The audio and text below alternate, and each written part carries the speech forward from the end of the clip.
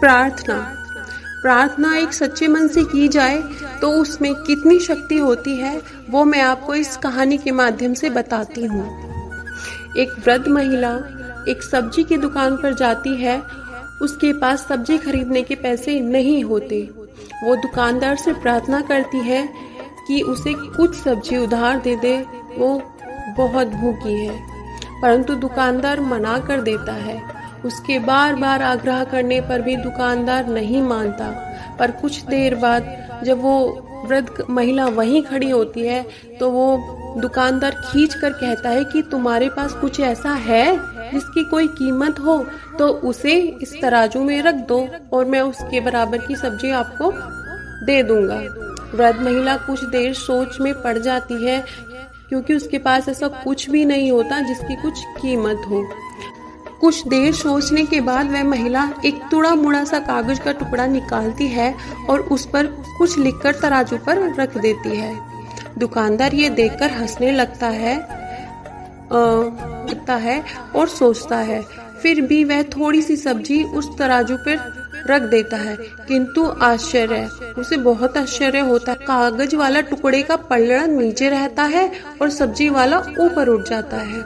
इस तरह वो सब्जी रखता जाता है, लेकिन कागज वाला पलड़ा नीचे ही बना रहता है। तंग आकर दुकानदार उस कागज को उठाकर पढ़ता है और हैरान रह जाता है। कागज पर लिखा था, हे श्री कृष्णा, हे भगवान, तुम सर्वज्ञ हो, तुम सब कुछ कर सकते हो, सब कुछ तुम्हारे हाथों में है। दुकानदार को अपनी आंखों पर यकीन नहीं हो रहा था। वो इतनी सब्जी वृद्ध महिला को दे देता है। पास खड़ा एक अन्य ग्राहक दुकानदार को समझाता है कि दोस्त, आश्चर्य मत करो, केवल श्री कृष्ण ही जानते हैं कि प्रार्थना का मोल अनमोल होता है। वास्तव में प्रार्थना में बहुत शक्ति होती है, चाहे वो 1 घंटे की हो या 1 मिनट की हो। प्रार्थना में बहुत शक्ति होती है।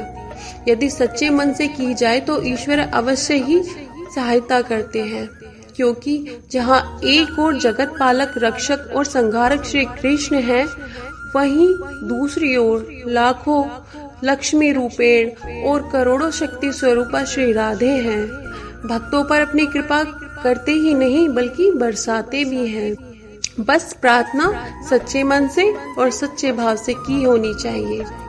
अक्सर लोगों के पास ये बहाना होता है कि हमारे पास तो वक्त ही नहीं, लेकिन सच तो यह है कि ईश्वर को याद करने का कोई भी समय नहीं होता।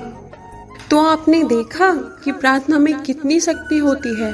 अगर प्रार्थना सच्चे मन से और सच्चे भाव से हो तो वो अवश्य ही पूरी होती है। श्री कृष्णा, श्री राधे राधे।